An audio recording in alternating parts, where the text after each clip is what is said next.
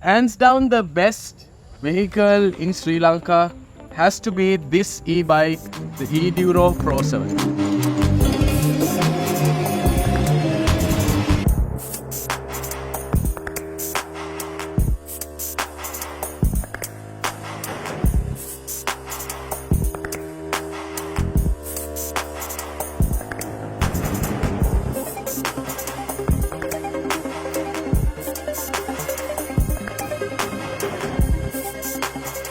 Me being an e-bike enthusiast, so much so that I started manufacturing it, I have tried almost all e-bikes in Sri Lanka. This e-bike comes with all the key features that you need.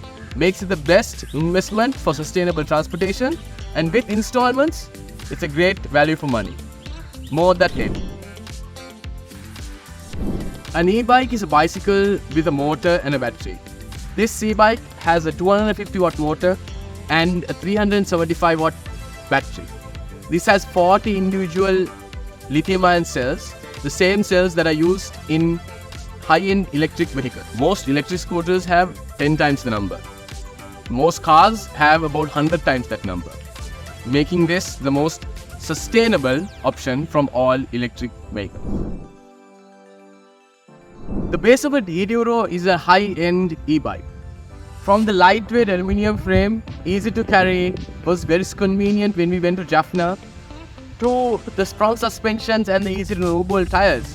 You can transport it even in a car. The suspension was very handy when we were riding alongside a lake in Anuradhapura for about 5 kilometers. Off-road, off the beaten path, but super convenient and super comfortable. The 7-speed Shimano gears can easily help you ride up to about 35 to 40 kilometers per hour on a normal road. Overall, this bicycle, even without the electric stuff, can be worth about 95,000 rupees for all its features. Because it's an electric bicycle, you don't have to worry about not having charge or being stuck somewhere in the road. You can always pedal back. Charging is straightforward. You plug the bike 5 hours in a normal wall outlet and you're good to go for about 75 to 80 kilometers. However, the final range can vary a lot depending on the use of throttle, the air pressure, the rider weight, road conditions, even the temperature outside can significantly reduce or increase the range. There have been instances where customers have gone up to 120 kilometers in one full charge too.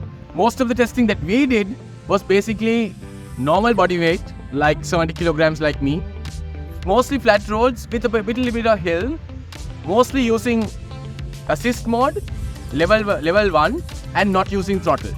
We got about 75 to 80 kilometers in range. It has a fixed battery, which makes it super light. However, there are instances where you want to swap battery quickly. This bike, it's not possible. A unit of electricity is 1000 watt hours. This battery is about 375 watt hours. So a charge would take into consideration efficiency losses or charging losses. A charge would consume about half a unit of electricity. That's about 15 to 20 rupees. When you calculate it for 80 kilometers, that's about 25 cents per kilometer. On average, a scooter does about 40 kilometers on 1 liter, which is about 400 rupees. So it's about 10 rupees per kilometer compared to the 25 cents on this. Enough talk. Let's go riding.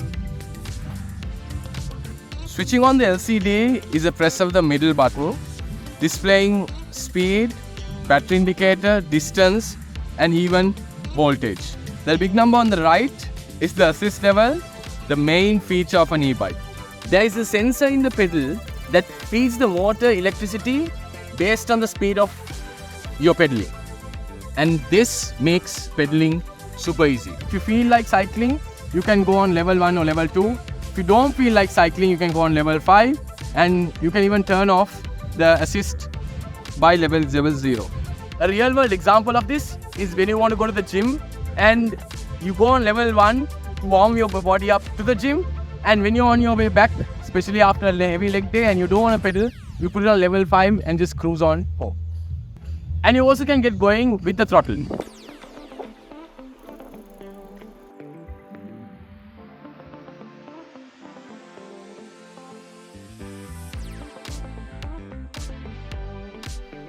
The main reason to sweat in cycling is when you stop and go. So that's where the throttle comes really handy, especially at stop and go traffic, or when you want to climb a hill, you just start throttling and just go.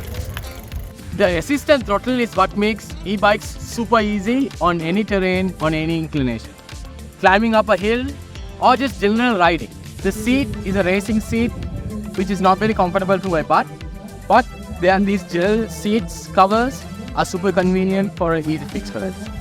There is a small hum of the motor when you pedal, which I honestly like. But other than that, you don't really feel any sound.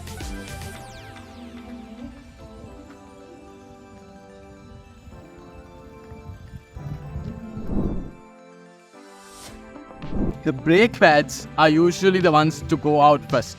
So changing them about every 2 months costs about 500 rupees. And you need to change it a lot because it's an electric bicycle, it's faster and it's a bit more heavy. So those are the things that needs to be changed on a daily basis as maintainers. And apart from that, you have to oil your chain once a week or so. I rarely do. This is a bike that I usually use. I rarely do. But it's good to do it every 2 weeks or so for the best usage. Apart from the rain, honestly, it's a smooth experience. I usually ride it as much as possible. This is my secondary e-bike, which is mostly for when I want to cycle. And apart from rain, which I normally carry a raincoat with, I don't really face issues a lot. The manufacturer gives a 6-month all electronics warranty, which can be extended up to 2 years for an extra charge. And there is also a frame warranty for 2 years. Speaking about electronics warranty, out of warranty battery costs about 50,000 rupees to replace on.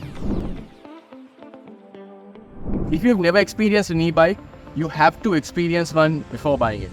And because most e-bikes are very, very different, they have different dynamics and different ride dynamics.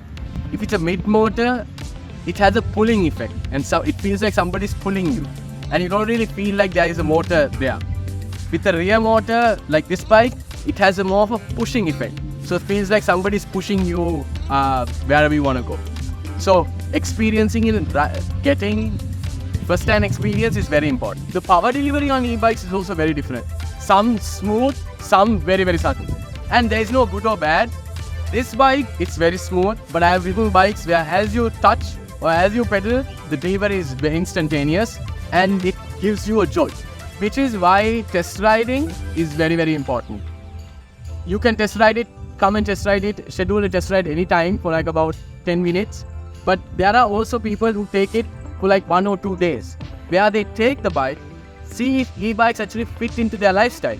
Currently, they might be going in a bus, 3-wheeler or even a car. But does this e-bike really fit into their lifestyle? Is something that you can do and you have to do if you are deciding to buy it. 80% of the people who do take it for a test ride eventually end up buying it. All-inclusive price is 100,000 rupees, but there are seasonal discounts ranging from 10 to 15%. There is also an installment option where you pay 70,000 rupees and take the bike home, and the next 4 months you pay 20,000 installment. However, that requires a residency certificate from the Gramadari or a police report or data check. A good bicycle costs about 90,000 rupees. A 50,000 more and you can get this. It's a good deal, to be honest. Finally, let's put everything into a pro and con table. The pros: affordable, fast, lightweight, nimble, and it doesn't need licenses or registration. The cons are mainly the fixed battery and the racing seat. But even the racing seat can be fixed with accessories, and the fixed battery can be a pro in some use case. Let us know what you think in the comments below, whether you like e-bikes, don't like e-bikes, and any thoughts about e-bikes. And if there's anything that we missed, please let us know in the comments and we will do it again. Thank you very much for watching this video, and I'll see you again.